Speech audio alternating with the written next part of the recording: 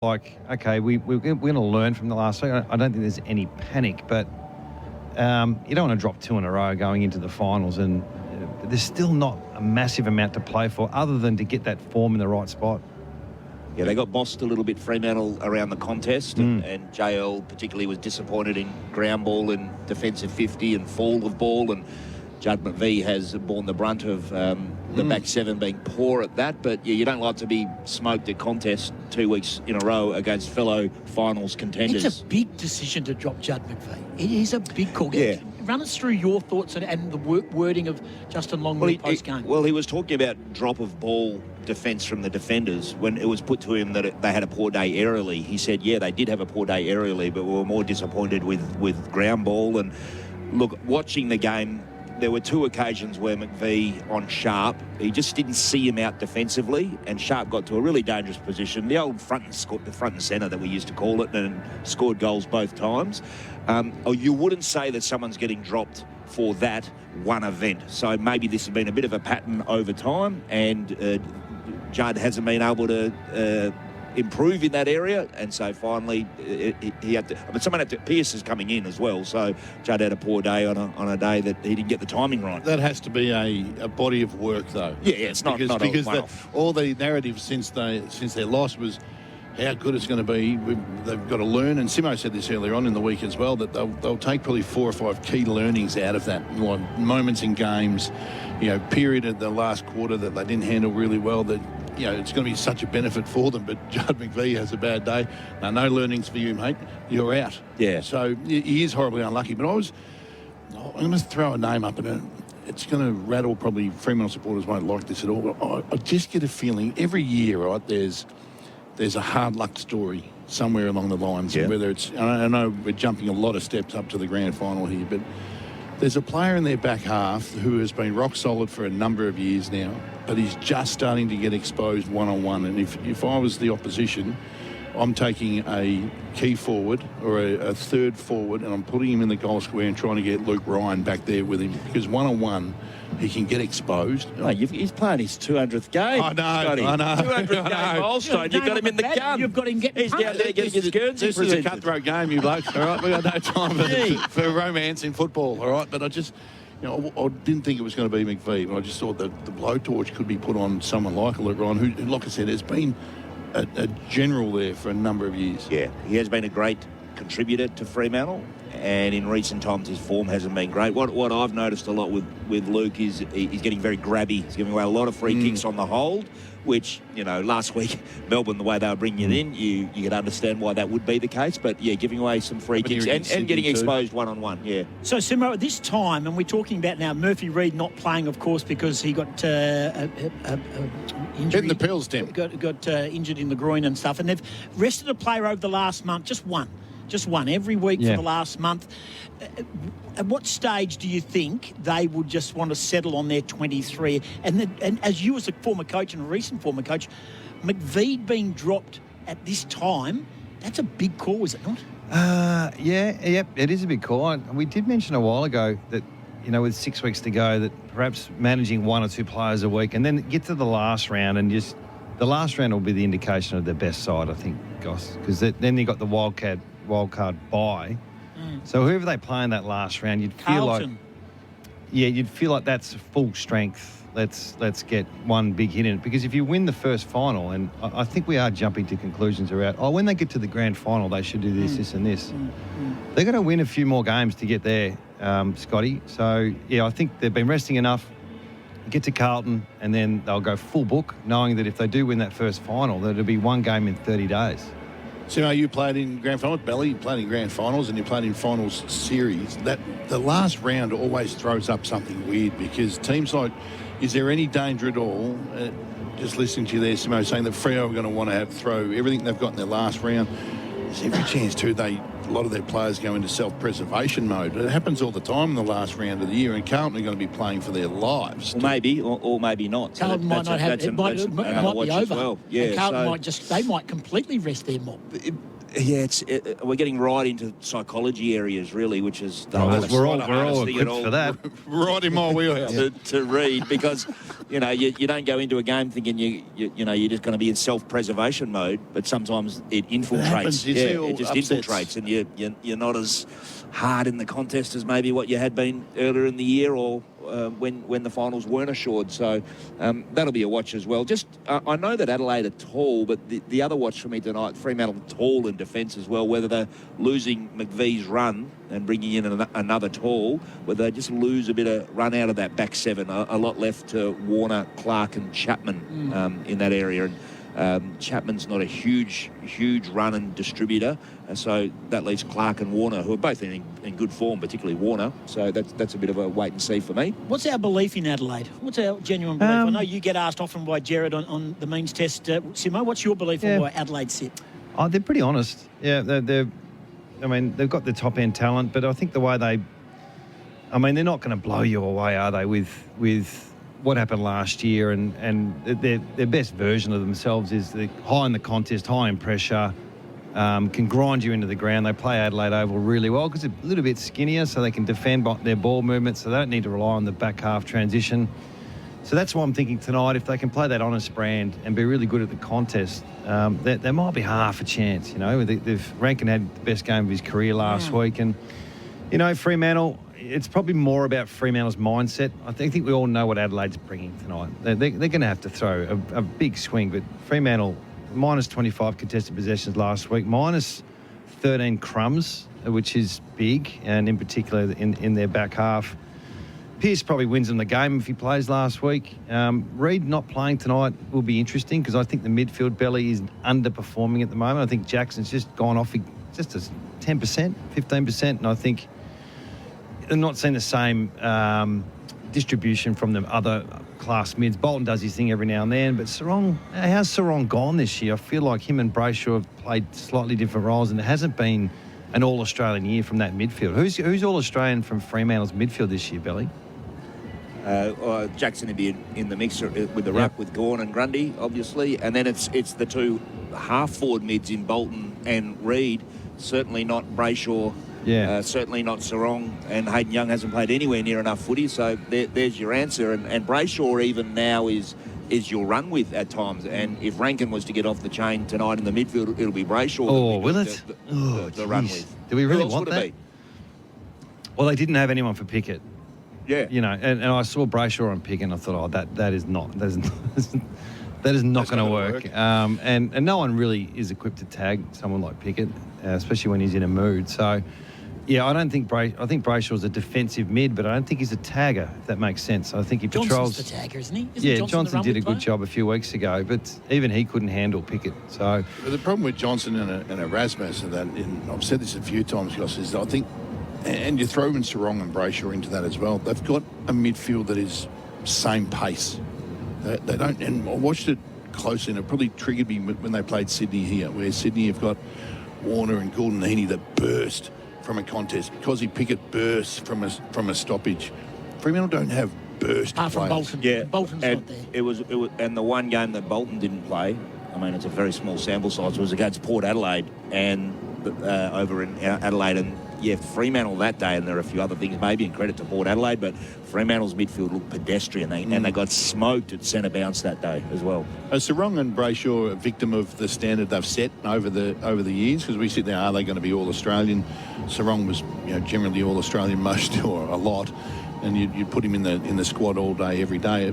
Are they just victims of the standard they've set over their career so far? Oh, no, that's the standard. That's who they are, Scotty. They're in my eyes, they should be top 20 midfielders in the competition, and if not, I think they've just under-delivered this year. But they've played such a good system. Like, they don't rely on anyone as much as they used to. They used to have Sarong to be the best player, and their midfield would have to win clearances by 5 or 10, and they get their field position from that. They just don't have to rely on them as much anymore. So maybe it's a good thing that they're not, heavily relying on. Can I just say, and this is a little bit left field and bizarre. You've been involved. You've both all been players. You've been in football admin. You've been a coach. Tonight is a retro round. They're wearing their green jumper that they wore way back when 1995 inspired retro. I always worry, and I think Fremantle's one team that I get worried about when there's, for the want of a better word, a marketing gimmick attached to it. Did you care, Simo? What are you talking about, Goss? Did anyone come to you as... I know we've got 2 hours to fill, but come on, mate. So the marketing department didn't come and say, we're going to do this, and you were aware of all of this, and you had chats about it, and you said, stay in your lane? The only thing I didn't like, Goss, was the full white outfit. It just didn't suit me personally. Belly definitely didn't suit Belly. And out of the three of us, Scotty Cummings... I didn't like playing away games. The full white shorts.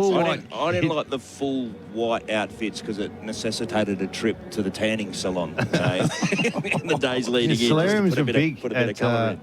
Solariums were big back in the late 90s, and I may have seen certain teammates pass the coffee shop into the $15 for 5 sessions back in the day. When they were legal. No, they were legal back then. Look, yeah, they were fine. Yeah, but then they became illegal. No, then they The weren't. white is, there's nothing less intimidating than an all-white strip. It is late in the season. Look, to answer your question, guys, not really. It is late in the season, though, for the unique round. I mean, second last game of the year. You just don't want them to play like they did back in 95 and 96. Can we go back to the solariums for us a quick second? So who's been in a solarium?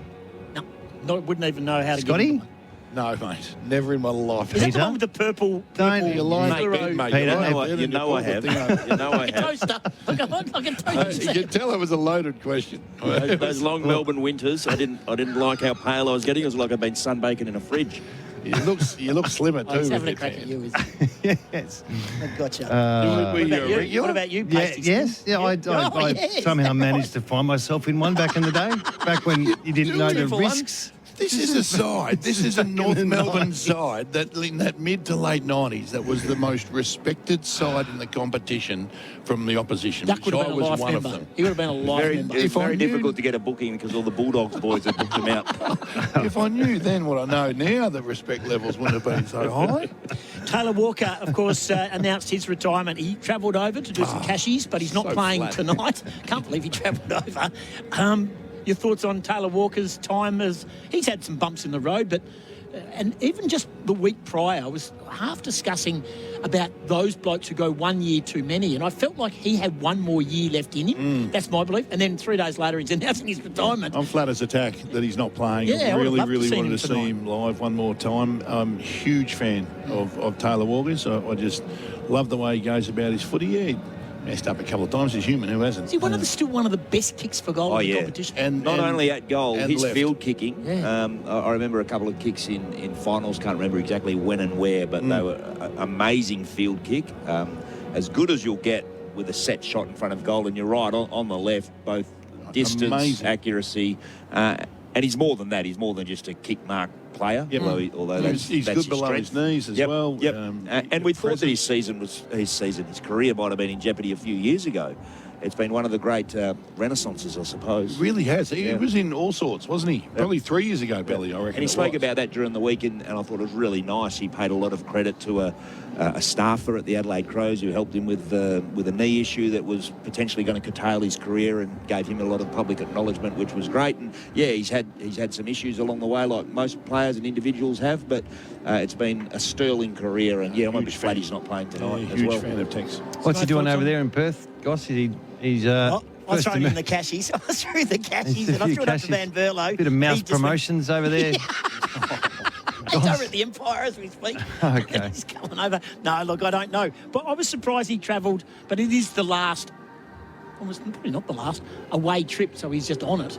You know what I mean? But I don't understand why he came across and not played. I imagine it's a little bit, and around just staying connected to the group and being a part of it. He's a leader. It's going to be all over pretty soon, so I just want to soak it up and have some fun. Player that doesn't want him there. He'd be a sounding board for so many of the younger players as well. And gets his rest from not playing, and there's a little bit of fatigue from the flight and travel and all that sort of stuff, but he hasn't got many of them left, so he probably said, I'd love to come along. And interesting enough, not a huge deal, but it sort of popped up on our socials late this afternoon, the Adelaide Hotel, which I think it's cheap and cheerful.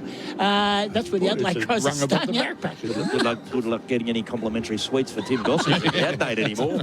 They're staying in I love it. I think it's unreal. It's done at a motel on Great Eastern Island. Exactly right. $49.99 a night. What happened? They got locked out. They got locked out. The alarm went off. Yeah, midway through, they got told to vacate.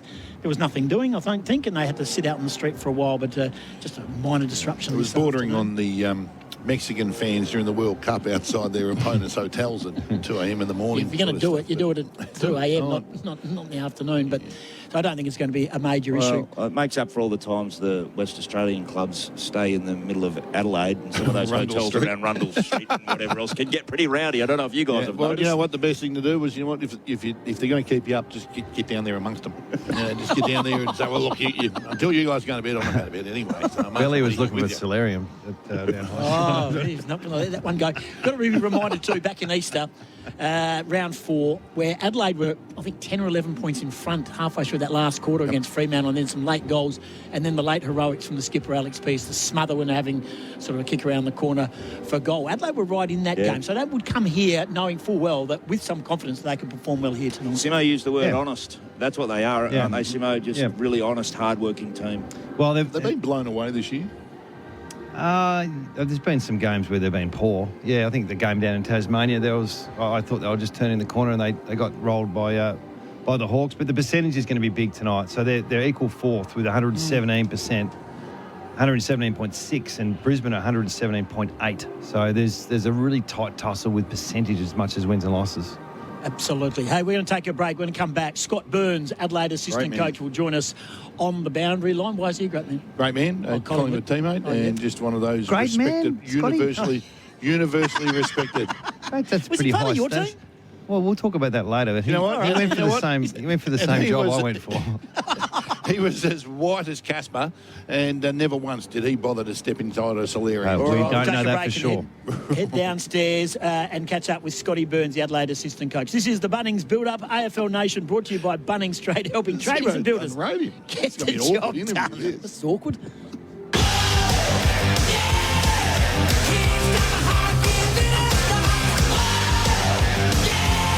You're listening to the Bunnings Build-Up on AFL Nation, brought to you by Bunnings Trade, helping tradies and builders get the job done. Want to build same-game multis differently? Try PointsBet's 5 for 25 on AFL. Answer more or less to 5 player performance score questions and get $25 odds. Plus, track player performance live with PointsBet's AFL Bet Tracker. PointsBet, built different. You win some, you lose more. Some people don't live for drinks, but they just haven't tried drinks with cold foam or popping pearls. 10 new drinks, now at a McCafe near you. There's a drink for that. Ba-da-ba-ba-ba. Available at participating restaurants. At Bunnings Trade, no matter where you are, we're here to help. We have trade specialists in-store dedicated to you and your trade. Whether it's sourcing supplies, quoting on jobs, or arranging delivery direct to site. And our builders team with dedicated account managers has got you covered at every building stage, from the front fence to the back gate. Plus, you can call our Trade Assist team on 134872 for quick quotes on a wide range of supplies, saving you time and hassle. Bunnings Trade, helping business is our trade. In footy, you pick teammates you trust. In plumbing, it's no different. Holman Plumbing is your go-to partner in PVC, DWV, stormwater, pressure fittings, a full range built to keep you moving. Certified strength, built to Australian standards. Designed to perform without the drama. On site, you don't want guesswork. You want product that holds its line and gets the job done right the first time. Holman Plumbing, trusted quality across the full range. My day. Wake up 7 a.m. Log on to 39 emails. Reply to 21 of them. Attend 3 meetings. Lunch. 2 more meetings, 12 phone calls. Run club at 6 p.m. 7,642 steps for the day. Stretch. 5 minutes. Dinner. Your life runs on numbers. So should your fuel. High protein, macro balanced, flavour packed ready meals by Strength Meals Guy. Only at Woolies. At Choices Flooring, we know choosing the right floor or window furnishings can feel overwhelming. That's why for over 60 years, we've been more than just a retailer. We're your partner in making the right choice. From stunning carpets and sleek timber to stylish blinds and shutters, our friendly team combine personalised service with state-of-the-art technology to bring your vision to life. And we're here for you every step of the way. Visit choicesflooring.com or head to your local showroom. Choices Flooring, helping you make the right choice. It's OMF's huge 20th birthday celebration. 20 years making customers 100% comfy. We have huge 20th birthday offers on mattresses and bedroom furniture, plus $20 local delivery on purchases over $1,500. Because you only turn 20 once, we're giving you extra birthday bonuses on selected mattresses and bases. Take advantage of these birthday savings while they last. End soon at OMF, the home of mattress, bedroom, bedding and furniture. For 185 years, Elders Real Estate has been embedded in the fabric of our country. So when it's time to buy or sell in your part of Australia, you need a trusted name. Someone who knows Australian real estate like no other, who understands that it's not just a house, it's your past, it's your focus, it's your future. Someone with a network that runs deep right across Australia. There's one name you can rely on, Elders Real Estate. That's the sound of a cricket bat being shaped. Concrete mixing. Socks being stitched. Made right here in Australia. And when you look for products certified with the green and gold kangaroo, you can be confident you're buying an Australian-made product. You're backing local businesses, jobs, and our economy. Look for Australian-made and buy Australian.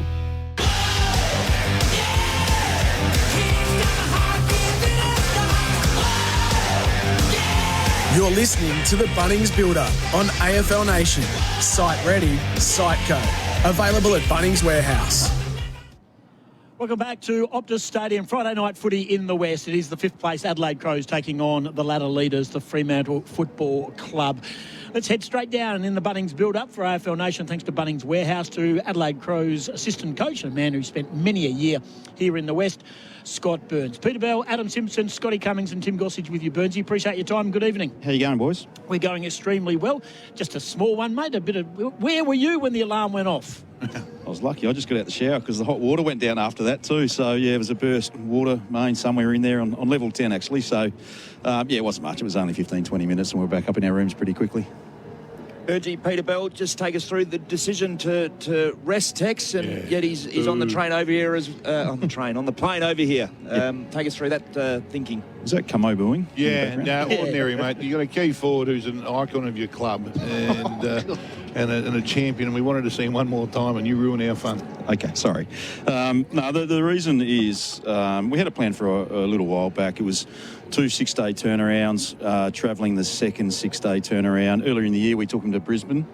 He had 2 6 days there and did his hamstring the next week. So we'd had a plan for a while. We're not going to take you here. We're going to freshen you up for that last game and then hopefully hit the finals running. And we think it's the right decision. He was really keen though. He goes, look, I just want to travel. I want to get away with the boys. I want to be around the fellas. And we said, mate, if you really want to, you're more than welcome. So he made that decision to come over with us. And Cashies. No cashies. Nah, look, I think it's once you made the decision to retire, obviously there's not too many more weeks left in the career now for the big fella, and he just wanted to make sure he was around Thilthorpe and Fogarty and those boys, and just loves the place so much, and we were more than happy to have him around. Burnsy, it's great to talk to you, mate. I'm a huge fan of Tex, and I'm just sad that we're not going to get to see him live one more time here, that's all, but understand your reasoning in that. Riley Thilthorpe, you just mentioned there, he's been a little flat, I guess, by his standards over the last few weeks, but last week in tough conditions sort of started attacking the footy a little bit more like we know he can. How much work have you put into him, and how far away do you think he is from being back to the man we know? Put a fair bit of work into it, Camo. But last week he was just a little bit down, dropped a couple he probably should have taken. He was a bit disappointed with. But the previous 3 weeks, I think he's averaging about 5 shots on goal a game. So he's up and running. He's been going pretty well, I guess, for a month before that. So I'd expect a pretty good response. The pleasing thing for us is that early in the season he was pretty limited with the amount of time he was training with his back. But he's been on the track, I think, for the last probably 6 to 7 weeks, and he's had a lot of continuity. And he's not far off now, really ripping a game apart against these stronger teams. Burns, it's Adam Simpson here, mate. I forgot to say thank you for driving me around Perth the day that I got the job, and you were very gracious in actually driving me around, showing me City Beach and Claremont and Cottesloe back in the day before you moved on. So thank you for that. And then the second question is, what's the form line like at the moment? Where do you see yourselves? You've been a pretty consistent team the last 4 or 5 weeks. It was a tough grind last week, but where are you really at? Do you think you guys are at full capacity at the moment, or there's still a bit of work to do? I still think there's a little bit of work to do. There's a little bit of continuity. Fogarty's first game back for 3 or 4 weeks. We've still got Miller to come back next week. Mitch Hinge plays his second game of SNFL tonight, so he's knocking on the door as well. So there's a little bit of, I guess, players that have played with probably a little bit of soreness. Dawson was carrying a little bit of a leg injury there for 2 or 3 weeks. He's over that now. So I'm certainly optimistic that we can improve a fair bit. And I think tonight's as good a test as any. We'll really see where we're at. They've had a pretty good run, Fremantle, for most of the year injury-wise. They've lost a pretty good one tonight in Murphy Reid, who's been sensational for them. But this is really going to test us. The crowd here tonight, they're going to... it's going to be pretty daunting for a lot of these players, but I think we're not far off really putting it together. There's just a couple of little spots that we've just got to tick off in the next week or two. And when you look at Fremantle, what did you scout as their biggest strengths, and what's the biggest thing that you see as a weakness? Well, I guess when you're sitting on top of the table and you've only lost 2 or 3 games, every line's a strength at the moment. Like their depth in their midfield, that's one. I mean, Jackson's a terrific player in there, and then when you get a second ruck that's 210 centimetres coming in, that can cause a few headaches. Sarong and Brayshaw have been elite for a number of years, and Hayden Young, he's slowly getting back now too from injury young. So that's when you look at these top teams, they've always got 4 to 5 mids, and you had that class of obviously Bolton and Murphy on the periphery a little bit, or a bit more than periphery. That's probably unfair. But those 3 tools that they've got in that forward line as well, the way they attack the ball and crash packs and run, they create so many opportunities if they don't take the marks for their blokes at ground level. So that's obviously a strength. That's just middle front half, and then you go look in the back half. I think Pearce is you guys are probably more inclined to judge this more than me, but it looks like nearly a career best year for him. I think he's been terrific, Pearce, the way he's played. And then you've got blokes like Clark, who just continually just runs off and creates so much down there as well. So Ryan's playing his 200th. He's been a terrific stalwart. And when you get to these, like I said, when you get to a team that's only lost 2 or 3, it's hard to pick any weaknesses apart. We know that at our best, though, that we can challenge most teams if we get our contest right around the middle. Defensively, we generally hold up. But if we can get supply forward and get to our boys in more 1v1s rather than be slow and kick to packs, we're a chance to score. Are you worried that with Isaac Rankin putting in performances like he did last week, that you won't have him in your forward line ever again? Is that a concern for you? He's gone. Yeah, he's played a couple of terrific games in there, which has been pleasing. I think he's been in there since about round 6. Haven't seen him too much forward. He's still got the opportunity to throw him down there for 5 or 10 minutes. He doesn't have to be down there for a great deal of time.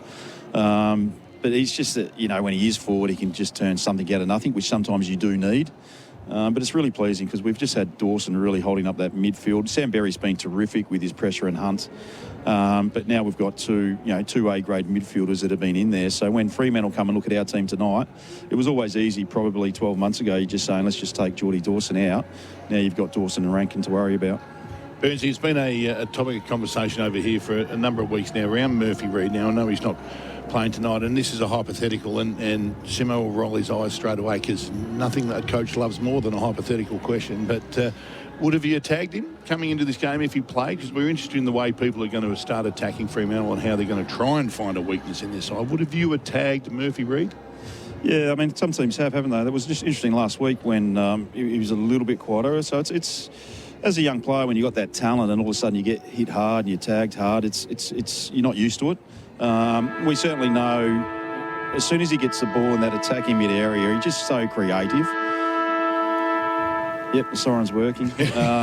He's so creative. So we certainly would have had plans in place for him. Him and Bolton, those two boys, just I guess the excitement at Freo for this year, they've certainly been in probably all those score involvements where something exciting's happened. So they're two that you've certainly got to watch. Burnsy, over your journey, you've applied for jobs as a senior coach and the like. You sit alongside Murray Davis, whose name has been mentioned around Essendon. Can you just give us a vibe on Murray and what he would bring to the table if given that opportunity? Very calm. Murray is what do you call him, pragmatic in a lot of ways too, but he's very good at building relationships. Has a time not only football-wise, but in terms of the whole football department. Can certainly make people feel comfortable when they sit down and have a conversation and a coffee with him. I think one of the things with Murray that hopefully holds him in good stead is that he's been at Brisbane when Brisbane were nearly... we look. So I'll just go back a little bit. We look at Essendon now, and the way that Essendon's been reported, like Lee Matthews, why would you want to go there? Well, you look at Adelaide with the culture of the culture of the camp and where they were 6 to 7 years ago. You look at Brisbane when Doherty and all those boys were walking out. When Yo comes back here, he's worked from grassroots at that level where it's been as bad as it can nearly get at one club. And then he's built them up to, or helped build them up to being a premiership team. And he's come to Adelaide and probably got on the middle part of us in terms of we've done work similar to what Brisbane have done. And he's on the same journey here. So he's had that experience. And, it's going to be interesting which way Essendon go. But I think him and one of your other boys over here, Jamie Graham, would be two pretty good appointments if they went that way. Last one for you, Scotty, and we appreciate your time. High stakes tonight for Adelaide. If you can pull this win off, that would really sort of, all but lock away that sort of top six chance. You don't want to be doesn't matter if you make the play-in round and the like, but you really want to have that sort of security of the top six if you win tonight. Yeah, absolutely. Like you want to make top four. If you can't make top four, you want to be fifth and sixth and have that week off. And if you don't, well, then you're coming through the something that's never happened before in the competition, that wildcard round. So it is a big game for us. We think we'll hold ourselves to good account. We don't think that. We're certainly not coming over here thinking that we can't get the job done, but we're certainly respectful of what Fremantle have done this year. Is it a big build-up? Like, is it like an all-or-nothing type of vibe? Like it's, let's have a big swing today? Or is it sort of, no, this is another game, we know it's important? I think they definitely feel that. I think when you play, you get away as an interstate club, you actually get away and go to like a cauldron of another team. It's a great... it just brings players together and coaches together. So I think they're really looking forward to it. We've spoken about that a little bit, Simo. Let's have a crack. Who cares? Let's go out and play our game. Have no fear. Don't worry about mistakes. So, hopefully the boys bring that and don't get intimidated by anything early. Appreciate your time, Burnsy. Enjoy the night. Thanks, Ben. Thank you. Here is Scott Burns joining us from the Adelaide Crows, assistant coach, and plenty to be said. 13, I think I've got it down to 13 years. I've written down myself. 13 years it's taken Simo to say thank you. If you think the Simo owes you a thanks, it's a 12 to 13 year window before you're going to get one. What? From me? Yeah, to him. So you're thanking him. Oh, yeah. Well, he didn't give me a lot either, just quietly. Taking you 13 years. Well, we went for the same. We went for the same job, Goss, and it was the West Coast job. And to his credit, because he was still employed by the footy club, so he went for the senior coaching position, and he didn't get the job. And then I was in the town, and he rang me, and he goes, mate, let me show you around town. Let's show you where you're a good spot to live, schools. And so to his credit, he said, he jumped in the car and drove me around, and then I said, I'd really love you to stay, and da-da-da. And then he didn't stay. He left. So great man. He may have been contemplating taking you somewhere out into the bush. Well, where wouldn't you want him to take me? No, we're not going Where would there. you not leave? We upset people. Mate, you never know. I might need to sell. I might need to sell there somewhere. But anyway, alrighty. 12 to 13 years if you're expecting a thanks and from he took Simo. him to City Beach, Cottesloe, Dalkeith, Peppermint Grove. Yeah. Anyway. We're national, guys. We're national. He said it's not you. Sorry, you took him to Toorak, South Yarra. Yeah, exactly right. Even they're not safe. This is the Bunnings build-up to an AFL Nation. Build big rewards with new Power Pass Pro Rewards by Bunnings.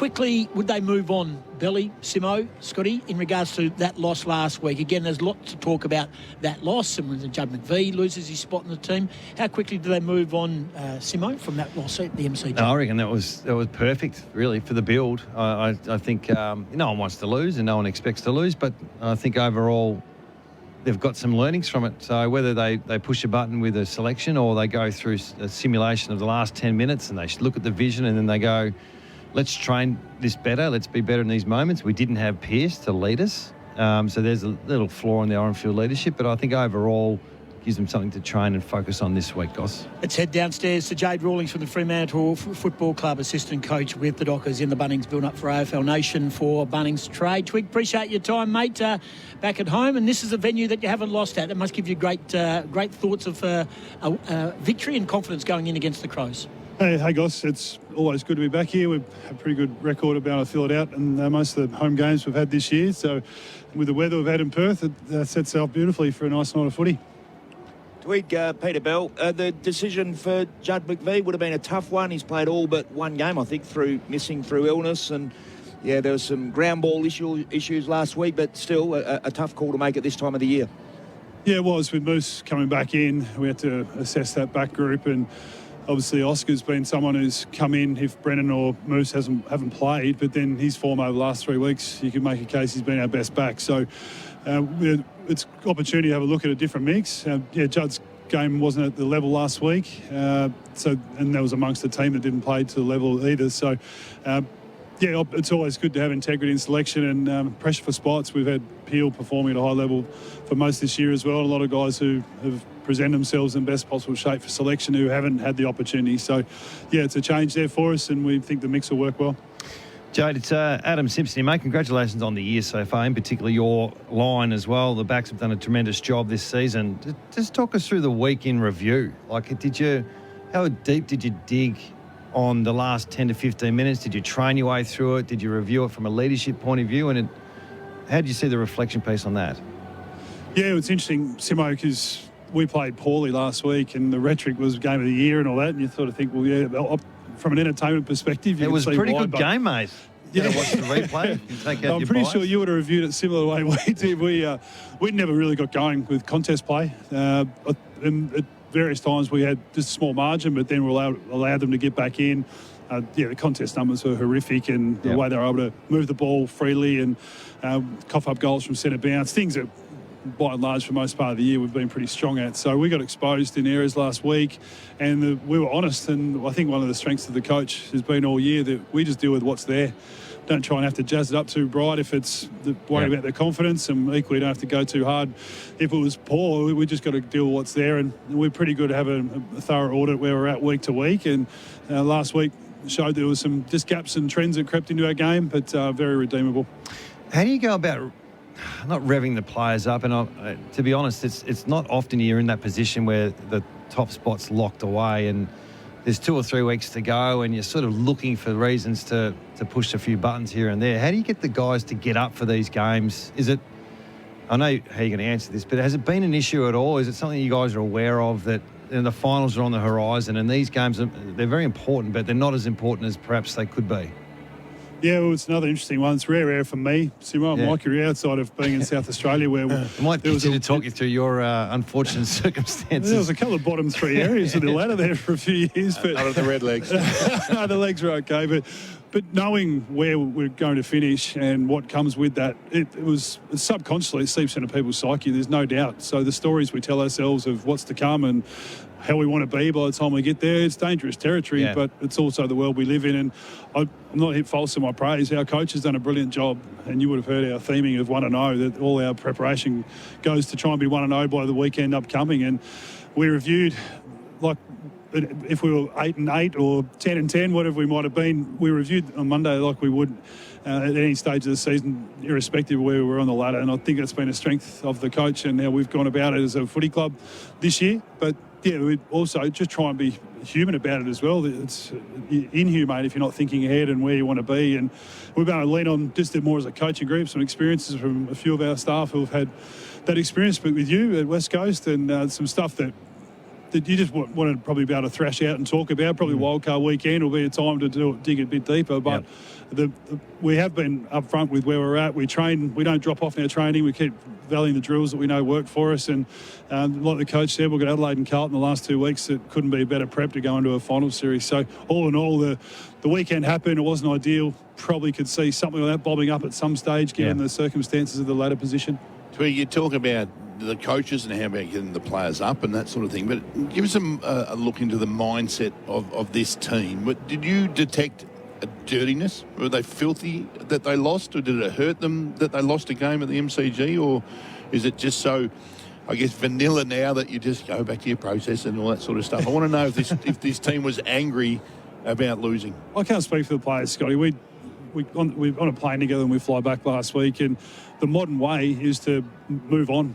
And it doesn't, just because they're having a joke and chatting on the plane and being seemingly happy doesn't mean they're not unhappy with the result. So I don't look into that stuff too much. We've got a group, we're pretty consistent in the environment led by JL with what they come into, and they didn't like what was shown. I can say that much for sure. The line meetings and the team meeting was uncomfortable for the things that were presented. And it's like as a player, sometimes you don't know the amount of little things that break down on the way through to lead to a score against or multiple scores, and you lose momentum, or why we panicked in the last 8 minutes when we had multiple opportunities to still make a play to score to win. So whether the players were angry, they were certainly unsatisfied with how we played.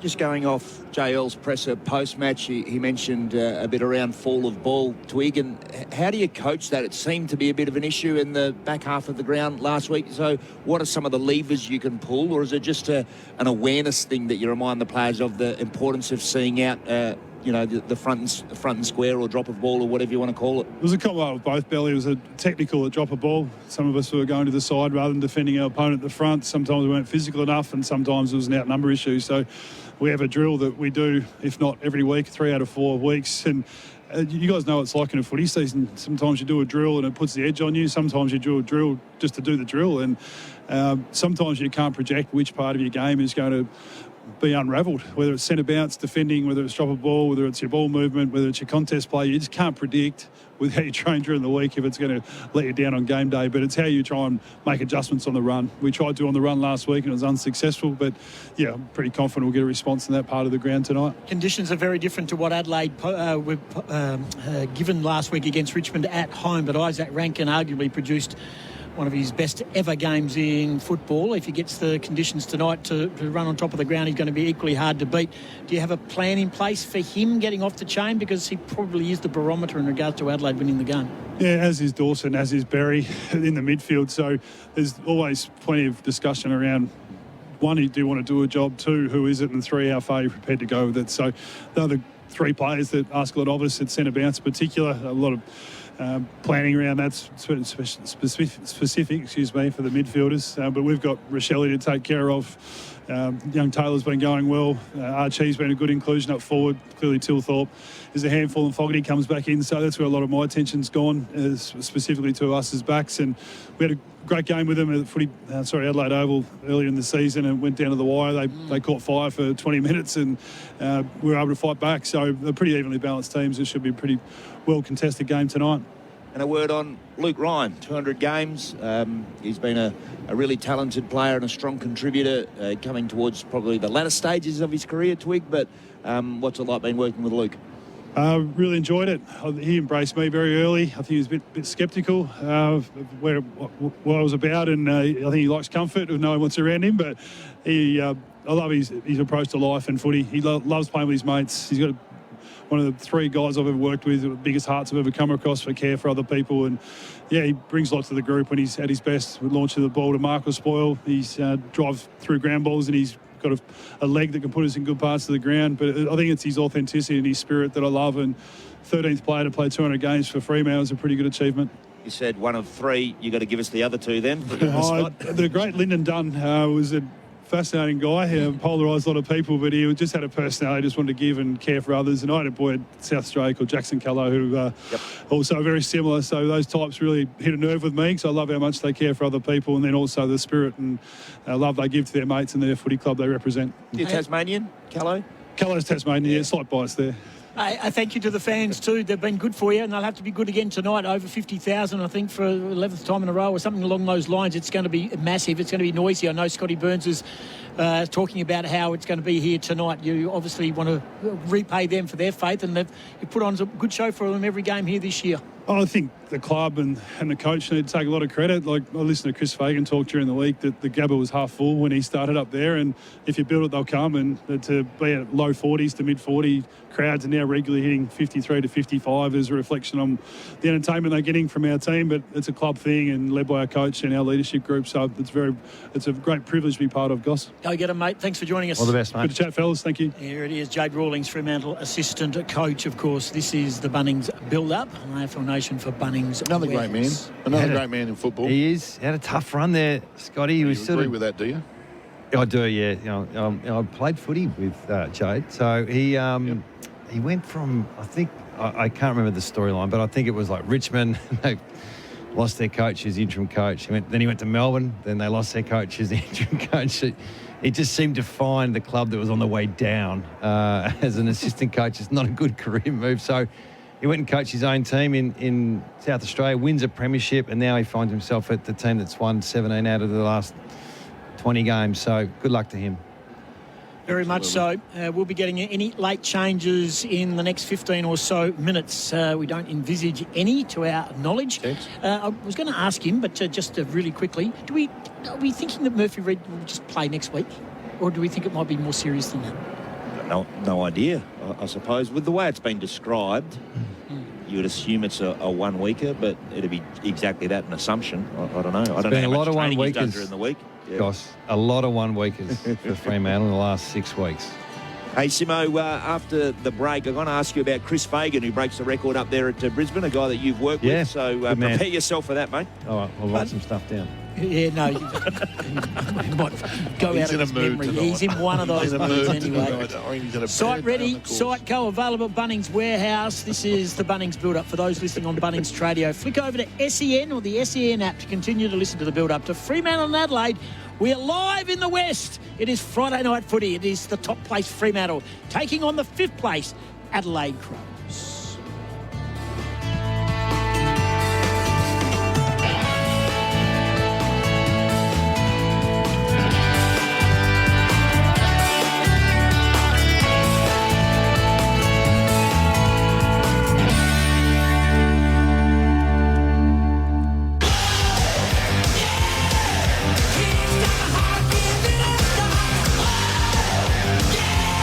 You're listening to the Bunnings Builder on AFL Nation, brought to you by Bunnings Trade, helping tradies and builders get the job done.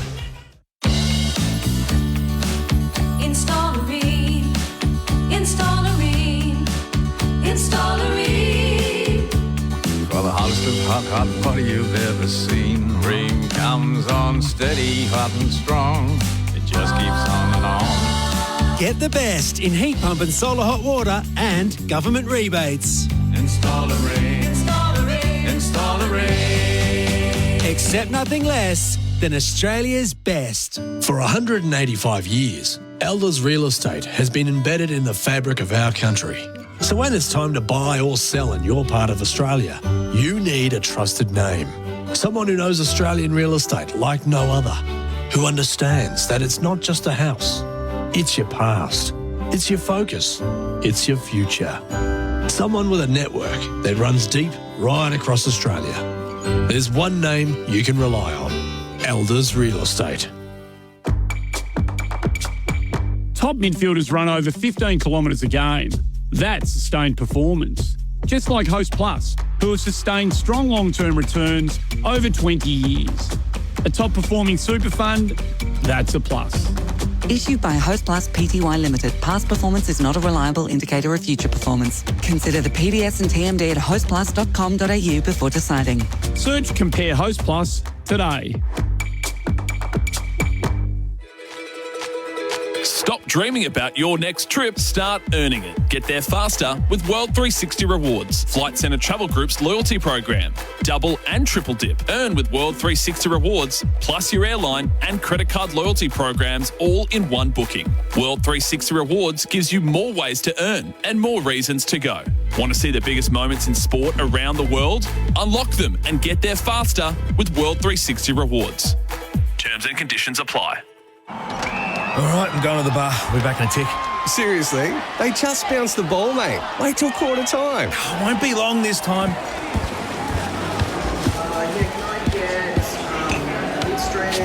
Oh, come on. Hurry up. So many people. Oh, what? What did I miss? Who scored? Spending more time queuing for drinks than watching the game? You won't miss a moment if you drink wise. Still wondering what to get Dad this Father's Day? Good news. It's never too early to find the perfect gift. Right now, Chemist Warehouse has premium fragrances he'll love, including Nautica Voyage Intense 100ml EDT, just $29.99. Jimmy Choo Man 50ml EDT, $49.99. Dolce & Gabbana The One 100ml EDT, $79.99.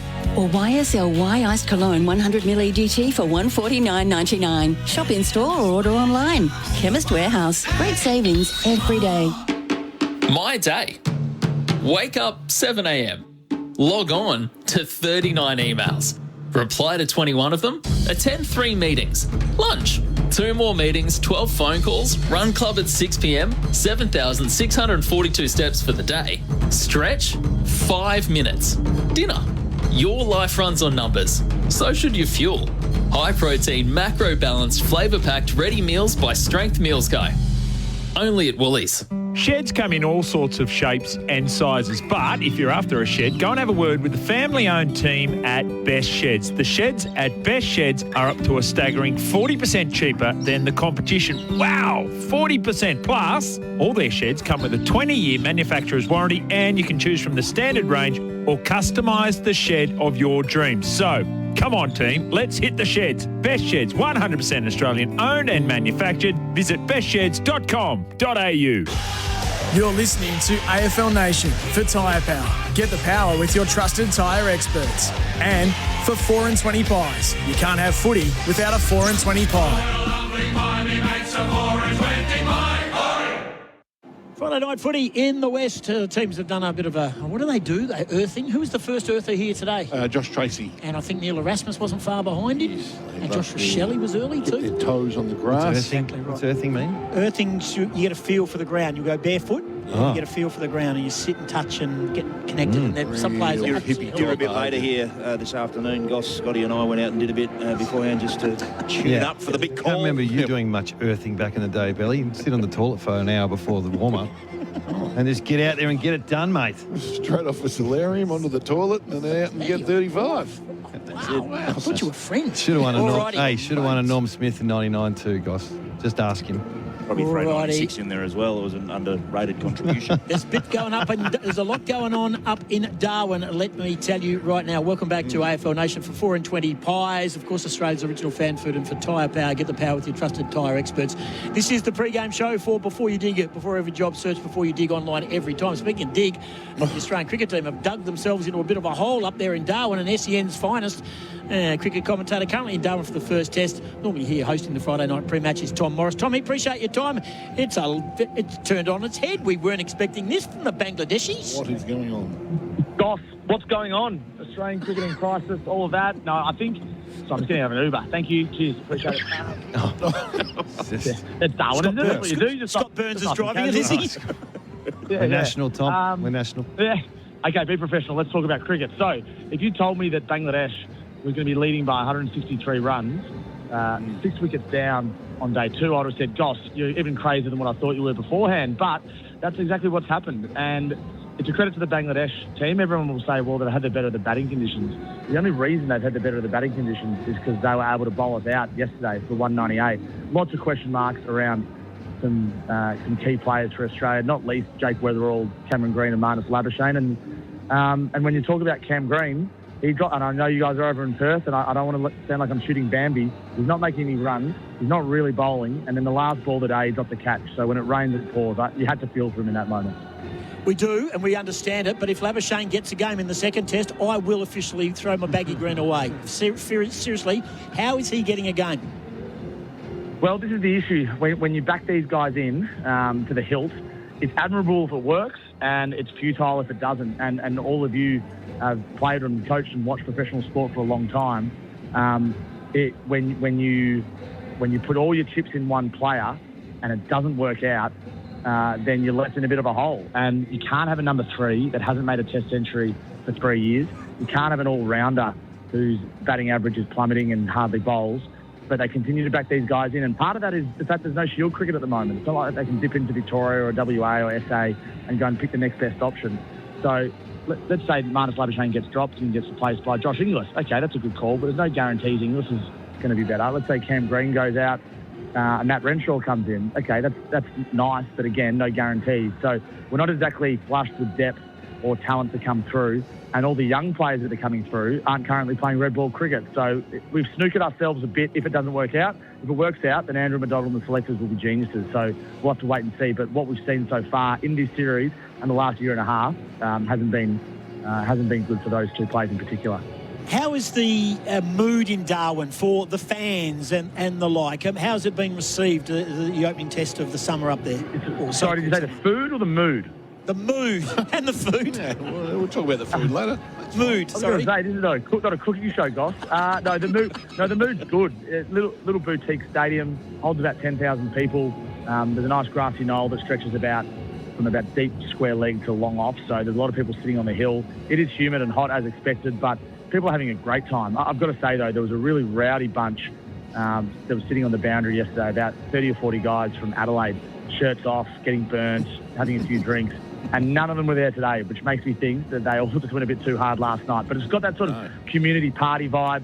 The stadium's really good. The conditions are excellent. And there should be more test cricket up here in August. I think it's a great way to get test matches against Sri Lanka and Bangladesh and Zimbabwe and other lesser nations into the future tours calendar.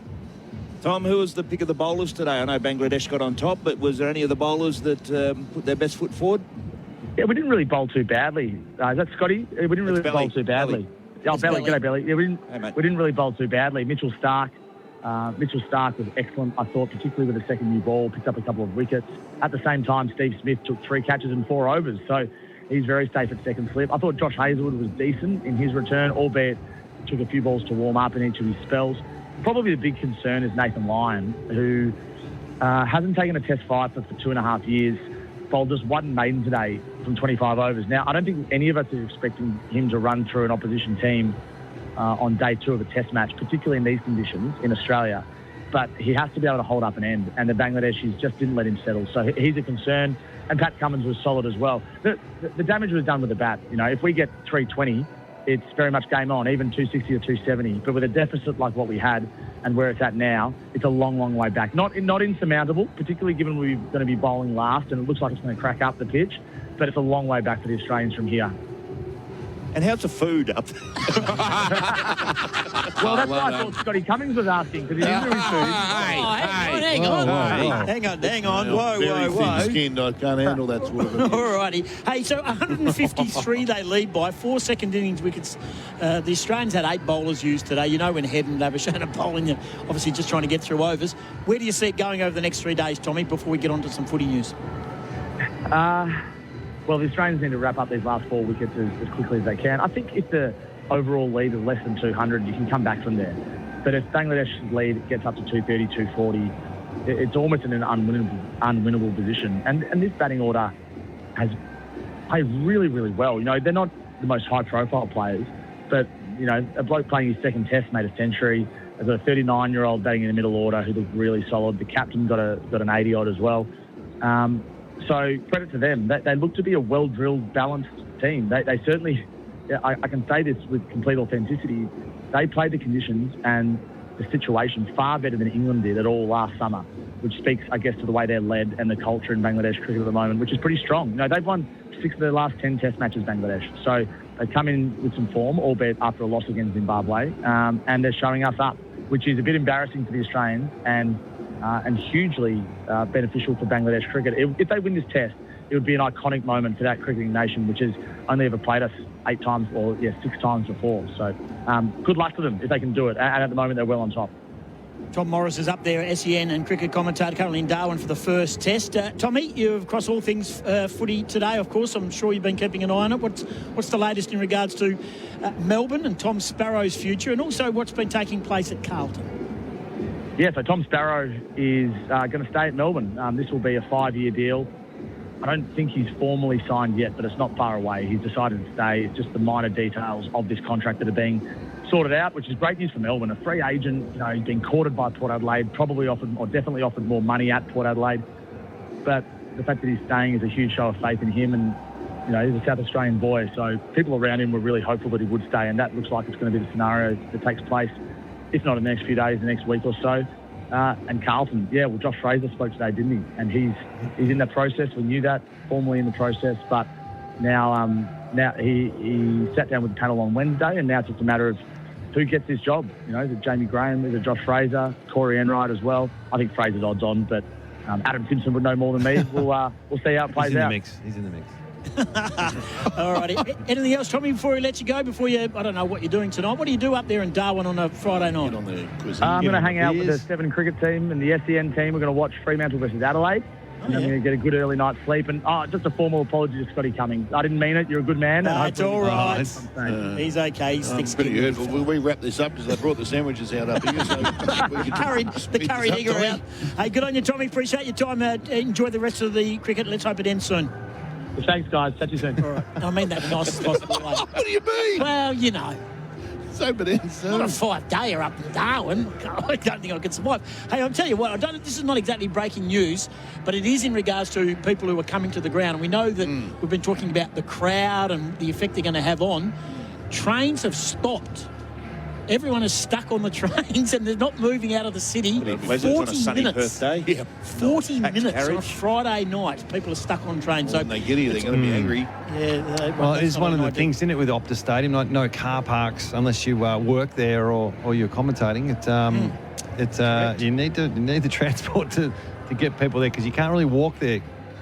Can you, Goss? It's not really a walkable situation. So no, it certainly is not. And then across the road at Belmont, they charge about $30 for a park, I think. Do they? Yeah.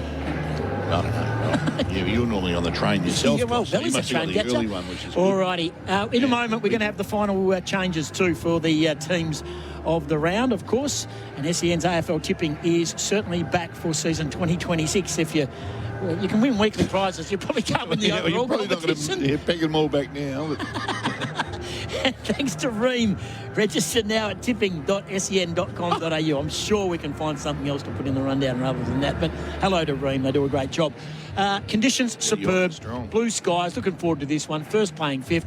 The team changes are on the way. This, as we go to the break, of course, this is the pre-game show for Before You Dig, AFL Nation, for 4 and 20 pies and for Tyre Power. And as we go to the break, don't forget, we've got a Trots update from the delightful Bronte Neuenberg at Harness Racing Victoria. Head to thetrots.com.au for expert harness racing tips and in-depth analysis from all major Victorian meetings.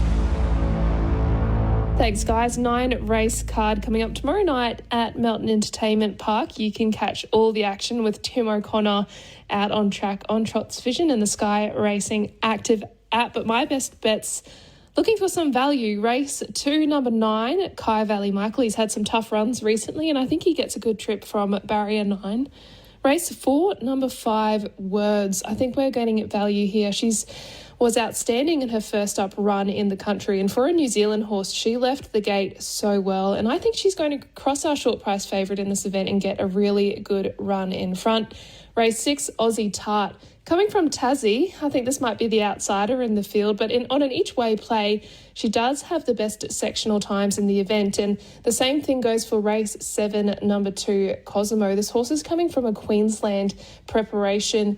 It's marked the best times in this field, and we're going to get some really good odds about it. So they're my tips for Melton on Saturday night. Head to thetrots.com.au for expert harness racing tips and in-depth analysis from all major Victorian meetings.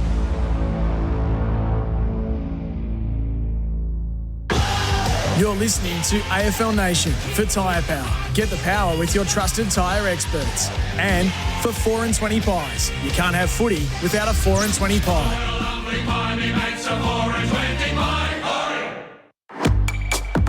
It's official. 3 of Australia's biggest players, Money Magazine, Finder and Mozo, all declared Host Plus the best super fund winner. That's 3 big wins for your super. 3 from 3. That's a plus. Awards and ratings are only one factor to consider. Issued by Host Plus Pty Limited. General advice only. Consider the PDS and TMD on our website before deciding. Search Compare Host Plus today. I'm going to go to the toilet and grab some more beers. Pause it for me? No way, mate. We're not pausing live sport. If he kicks this, we're in front. Nah, it'll be all right.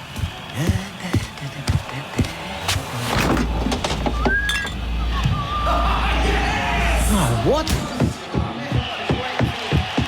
Oh, no. Did I miss it?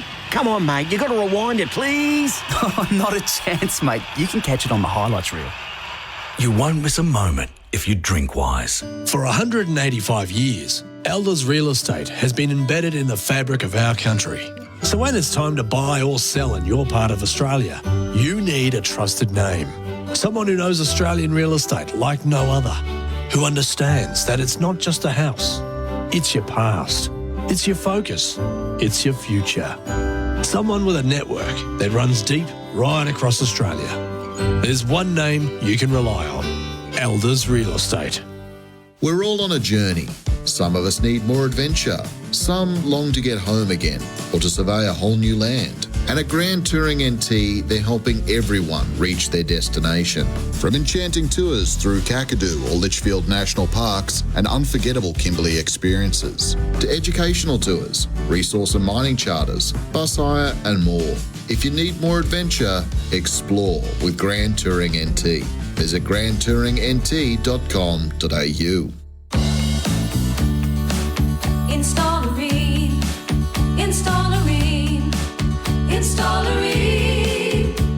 For the hottest of hot water you've ever seen. Rain comes on steady, hot and strong. It just keeps on and on. Want the assurance of an Aussie family-sized electric water heater with a 12-year cylinder warranty? Installerine. Then accept nothing less than Australia's best. 2026 is the year to upgrade to your ultimate fishing weapon. And Bar Crusher, Australia's leading fishing boat builder, has the perfect weapon for you. Come see for yourself and check out the most advanced plate aluminium fishing boats on the market with industry-leading design excellence and quality. Find Bar Crusher boats at In and Outboard Marine, Gonzales Road, Stuart Park, Darwin. Or build your dream boat online at barcrusher.com.au.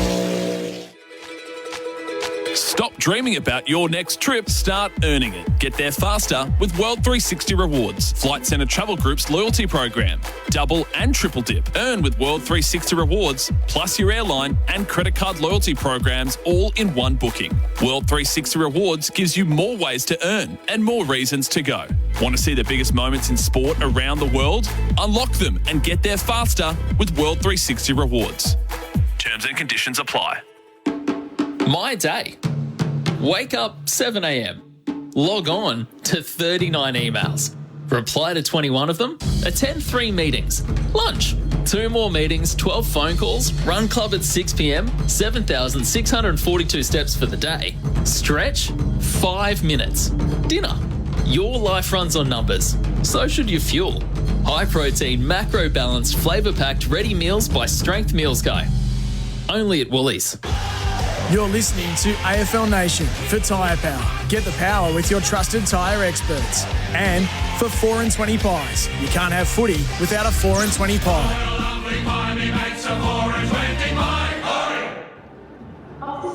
Welcome back, and the crowd is starting to file in ahead of Friday night footy. AFL Nation for 4 and 20 pies, Australia's original fan food, and for Tyre Power.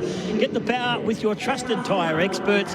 This is the pre-game show for Before You Dig, before every job. Search Before You Dig online every time. Adam Simpson, Scotty Cummings and Peter Bell are in position A. No late changes at all for this contest tonight. So no Taylor Walker coming in, no changes with Judd McVie coming in, so the teams are as named.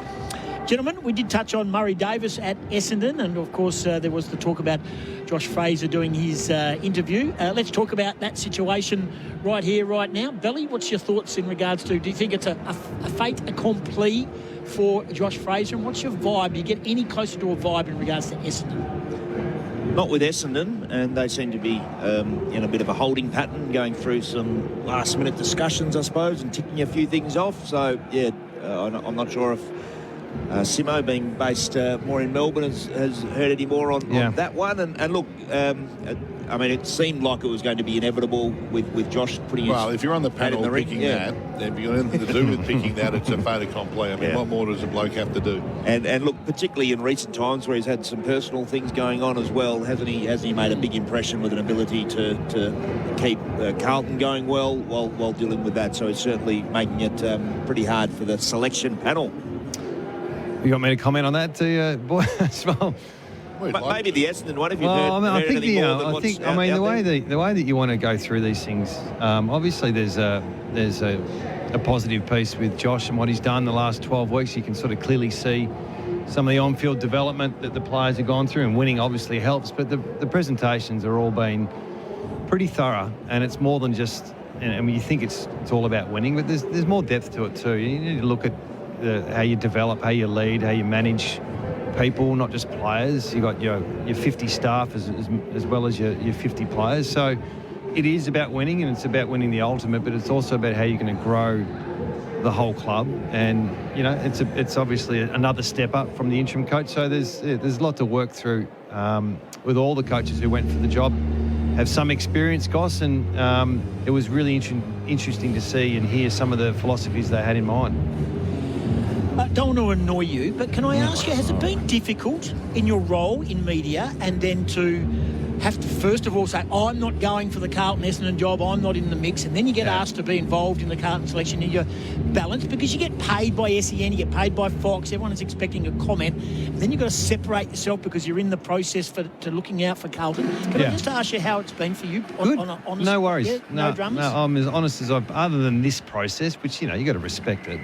I've been as honest as I've been with any other team with Carlton. Obviously going through, it was more difficult when I was working with Vossi than when I was working with Josh. So, but mate, there's so much conflict with you media boys. No, it's not quite true right with this group, but there must be 20 people in the media that are connected to footy clubs. So I'm just another one of them, and I'm, apart from this role, which I've really enjoyed, but there's been plenty of media personalities going through coaching processes. I mean, only got to look at Lee Matthews is one of them, so there's that doesn't worry me at all, to be honest, mate. And I'm as honest as I possibly can be when it comes to critiquing the game and the style and the way they play. But this I've got to keep some confidentiality in terms of the process, obviously. Where's Essendon at, Simo? It's the word over there. Is it still Jimmy's to lose, or are they wrestling with that decision? It feels like it's less and less about Hurd is the feeling, and I've got no evidence to support this. I know Jamie Graham's presented to us, and he's also presented to Essendon, and he was fantastic. I'm more than happy to say that. He had a really good presentation, and so I'm not sure where it all fits with the guys who've gone through the process. I don't know why they pushed it another week. I couldn't tell you the reasons why. I think both processes have been pretty tightly held, to be honest. Hasn't been too many leaks, has there, in terms of even the way the guys are presented, or there's a few judgments around who perhaps is in front, but I think they're just guesses. Like I heard a suggestion, so McPhee's presenting last, therefore he's the favourite. That's just not how you do things. Well, it's interesting, is it, that some people, then again, we talk about the longer the process doesn't happen, that we all talk and think of why it's not happening. And Mark McVeigh is with Essendon, and he's with Essendon, and they're playing Sydney, so they don't want to announce it because they've got Sydney to play and all this sort of stuff. But, this whole Dean Solomon having to come out of a press conference and say, we're thick, we're mates, it's got nothing to do with... I find that awkward. I find that real... And I think it's disappointing. So did Solly, I think, too, because that's really awkward. Opposite of what Solly's like. Yeah.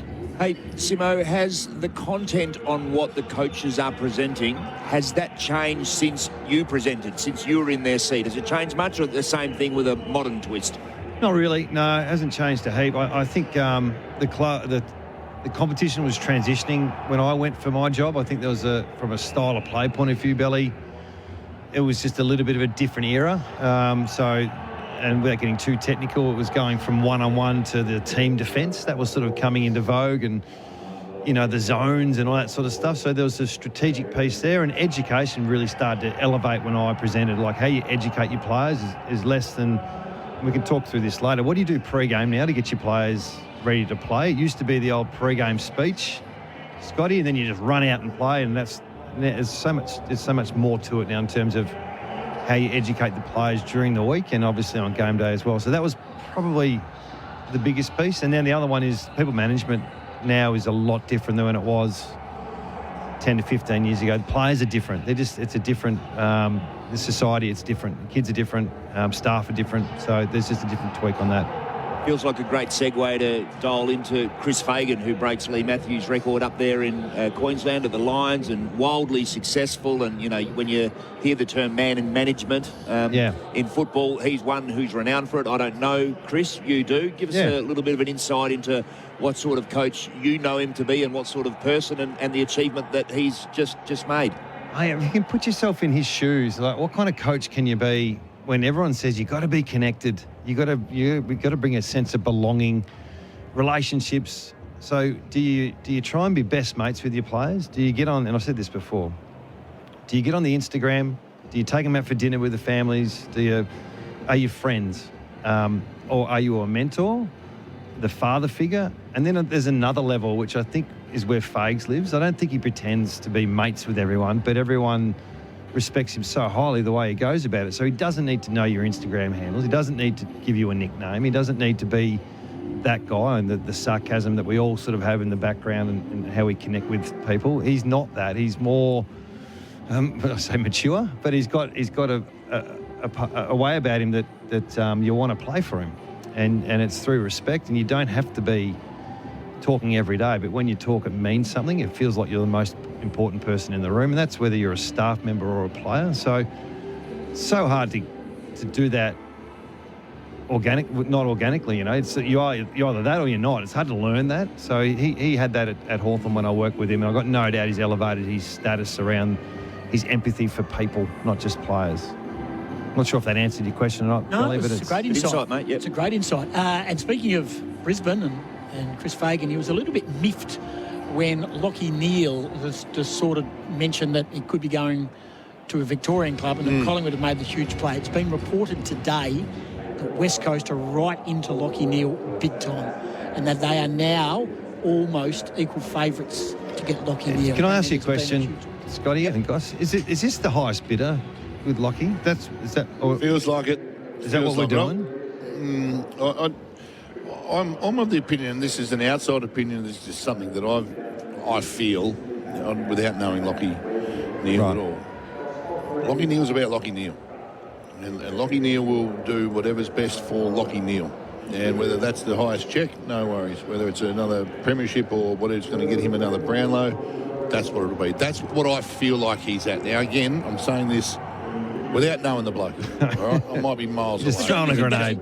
But it feels like that's what he is. Don't we think that's, for him now, that is his focus? He's got 3 years left in the tank probably, and with his personal life the way it is angled, he probably does need the best income possible. He probably does. So it is that type of decision for him. And to be honest, if some club is prepared to pay him the big bucks, and we now know that Collingwood's into Zach Butters with a huge amount, and Lachie Neale and a few others, and the like, he's probably trying to grab a big piece of the pie on the way out. Simo, what do you feel the fit would be like for Lachie Neale at West Coast if those reports are based in truth? I don't know. I don't know the team well enough anymore, Belly. I think they need a Josh Dunkley type West Coast. They've got enough attack. They need someone who's just going to pick up the best mid and do the right things for the team. There's enough talent around that. I think and everyone would love a Josh Dunkley. Don't get me wrong.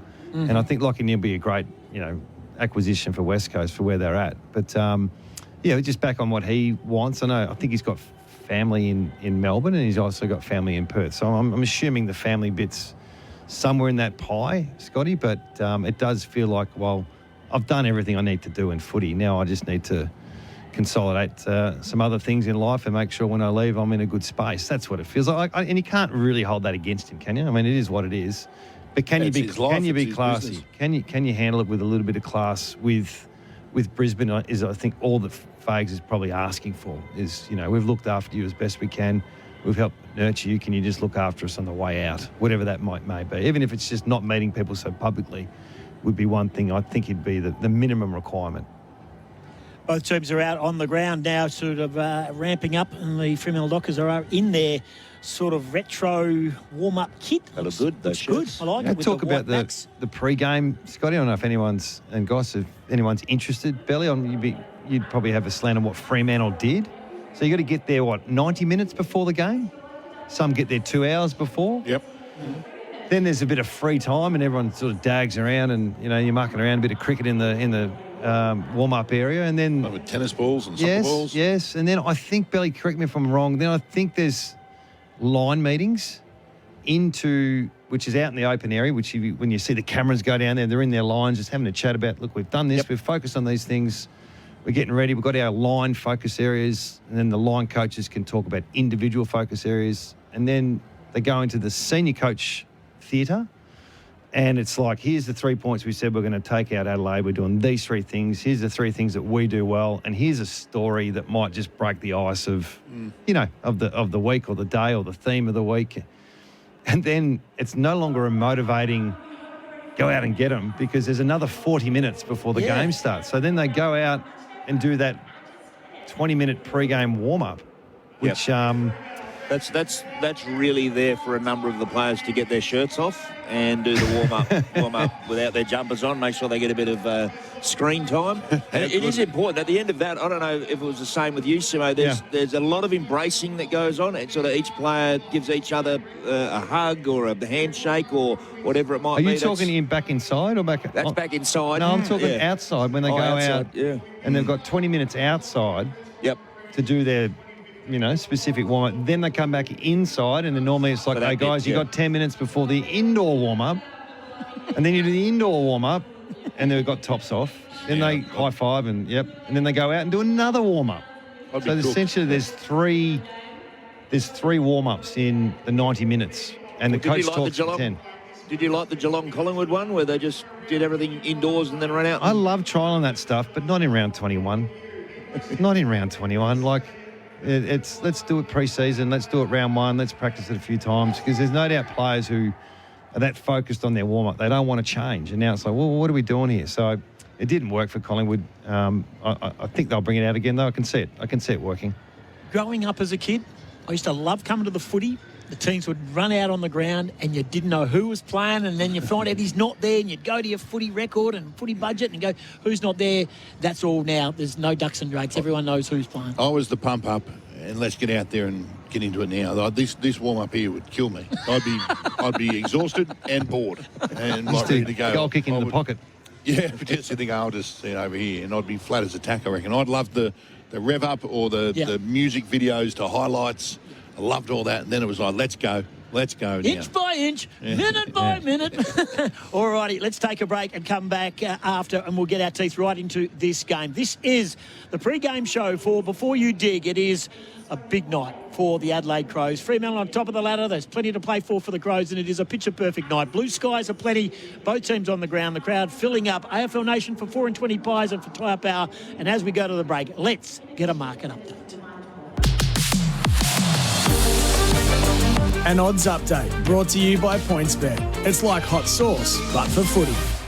Jules to Stoop here with an odds update for PointsBet. It's first playing 5th in Friday night footy at Optus Stadium. The Dockers at home, of course, favourites at $1.38 against the Crows side, who have been in really good form of recent times. They are $3.05 outsiders. On AFL games this round, apply your Pull'em token in your bet slip. Minimum 4 legs and $5 total odds. If a leg's lacking heat, just pull it before the start of the third quarter and keep your multi alive. So here is tonight's multi. Shea Bolton, 1+ goals at $1.53. He is the Dockers live wire. He's found the goals in each of his last 4 outings, and he gets plenty of footy inside 50, so he can hit the scoreboard. Leg 2, Jordan Clark, 20+ disposals at $1.63. All-Australian halfback last year. He's hitting 20+ touches in 4 of his last 5 games. You can back him in. Leg 3, Isaac Rankin, 23+ disposals at $1.48. He broke ranking point records last week in cracking form. Was amazing against the Tigers in the wet. So Statmate Hotstat, he's had 23+ disposals in all of his last 5 games, averaging 29 a game over that run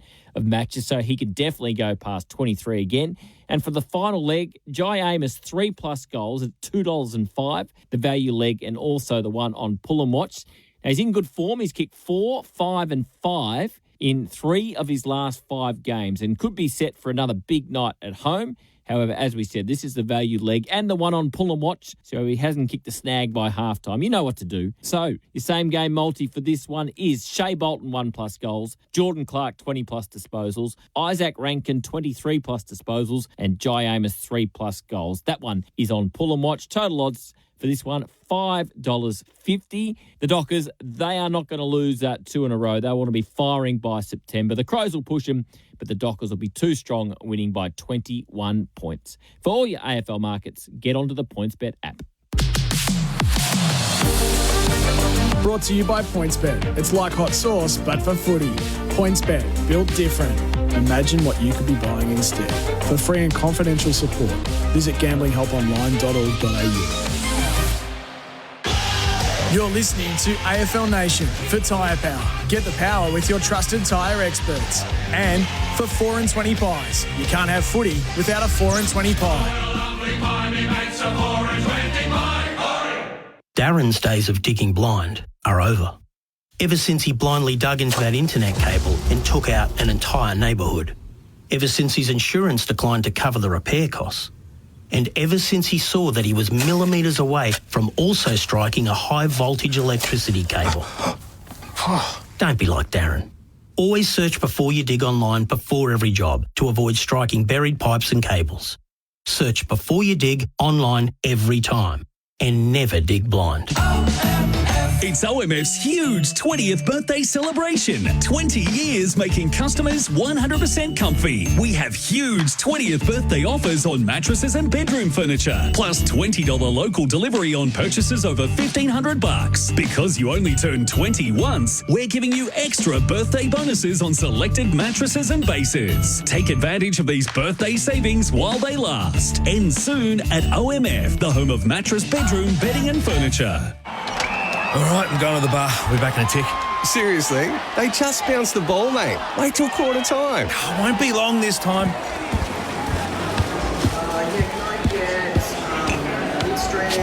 Oh, come on. Hurry up. So many people. Oh, what? What did I miss?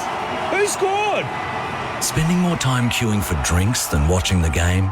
You won't miss a moment if you drink wise. Ozito brushless home and garden power tools are built to work. Tough isn't something you just claim. It's something you prove. It's about handling the hard, repetitive stuff without giving up. Testing what you're made of and what you're working with. When it comes to doing tough jobs around the home, do it yourself. Ozito brushless power tools. Do you? Only at Bunnings Warehouse.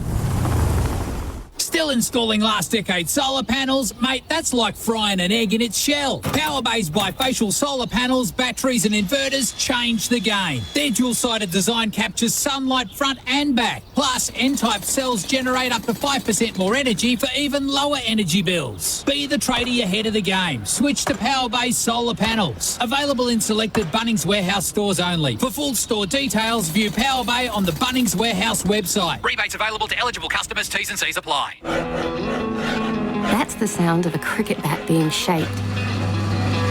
Concrete mixing. Socks being stitched.